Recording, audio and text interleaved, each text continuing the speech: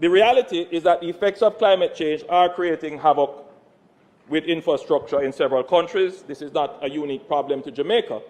What makes matters worse in Jamaica is that our situation is compounded by 30 years of neglect and underinvestment in our infrastructure, including our roads. And if you were to look at when this neglect was most intense, when was this neglect of our roads most intense? I don't need to answer that question. I think every Jamaican knows that when that side is in power, when that side is running the economy, there is no revenues to maintain the roads. So the destruction of the roads, Mr. Speaker, is very well the PNP fault.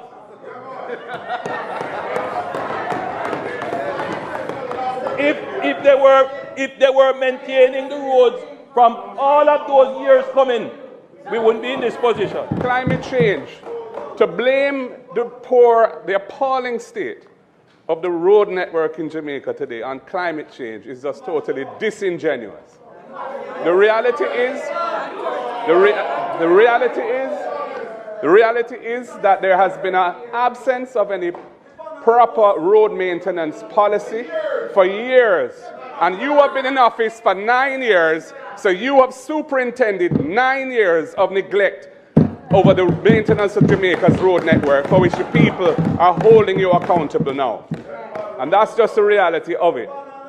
There used to be a road maintenance fund, which was established and funded to support road maintenance programs. That was put to an end under the JLP government to help to finance some of the loans that were taken from China, as it was in that case, to finance some of the major road projects. Jamaica's had decades of major road projects, but very little road maintenance. And what bothers me about your approach is that it's going to continue into the future if you are allowed to continue in government. There will be inadequate maintenance as a permanent feature of your government's regime, because you're continuing to be fixated on major road projects, because no doubt the benefits that flow, that can be the collateral benefits that flow from those major road projects, of which we are all aware. But the road maintenance, which is what the people want to see, the interior roads, the community roads, even the scheme roads, which you said the government is not responsible for.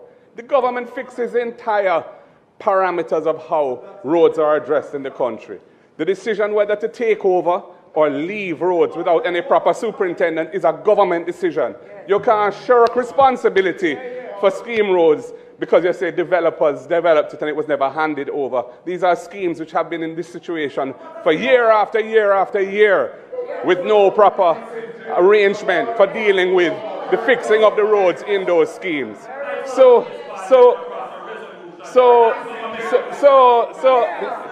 you said something about when you start to shout, you know, the stone lick. Well, apparently it does lick. That's why you're shouting at me now. Yeah. So Mr. Speaker. Hold for me, please. Let us conduct ourselves in an honorable way. You may continue. Yeah. Thank you, Mr. Speaker. So, Mr. Speaker. Wait, man. No, there's a line. This side there that climate change caused the bad roads in Jamaica. Mash down that lie. It has nothing to do with it. We have had heavy rains from time to time in Jamaica for years. Climate change is a reality and it's coming at us. But to blame the poor state of the road network of the country on climate change is a farce. And the people of Jamaica don't believe it. Leader. They're holding you accountable Opposition for it. Leader. And for you to try and pretend that it's a PNP responsible for it. When you've been in Opposition government leader. for 9 years. It just does not wash. You mentioned housing scheme that this government abandoned those housing schemes, not fixing them. Under the last government, I brought a private member's motion to state that the moment the first title is issued, they did not. Mr. Speaker, it's on the other paper now that once It's on them other people now that government takes over housing scheme that they abandoned when I brought it here. And it's back on the other paper. Look here. I sent back on the banner about to England.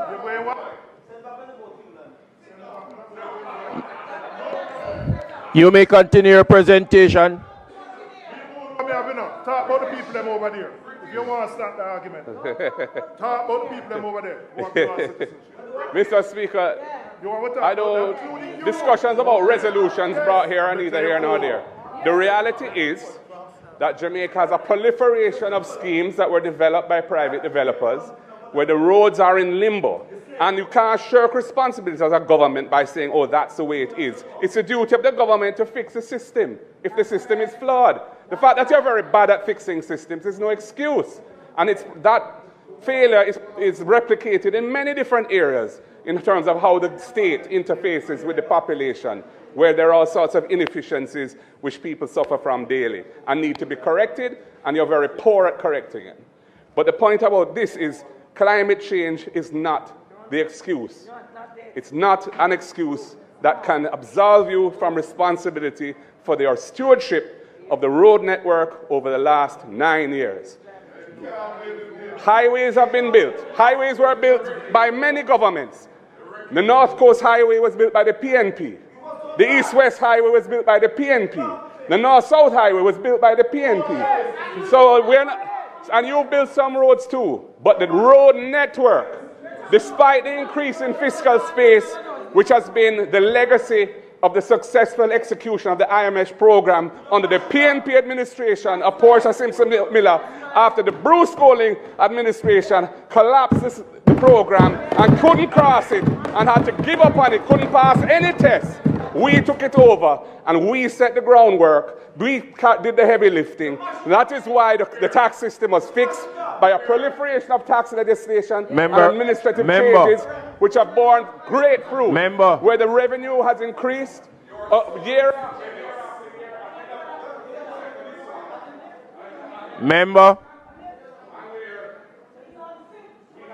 Member, if you notice your mic is off. I am saying to you, you were given 5 minutes to respond. You have used your 5 minutes. I am going.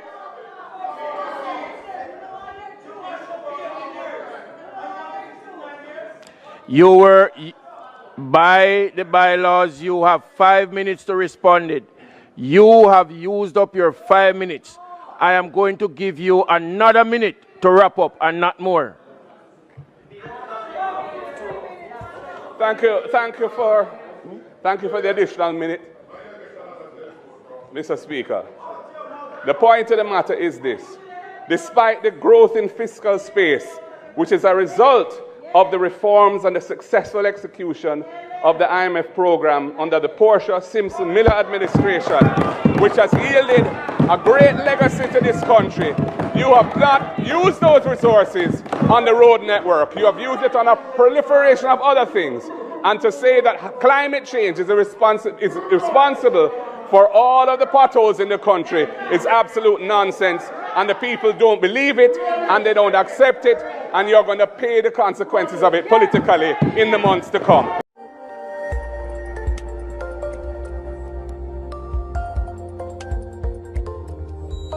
On the Views.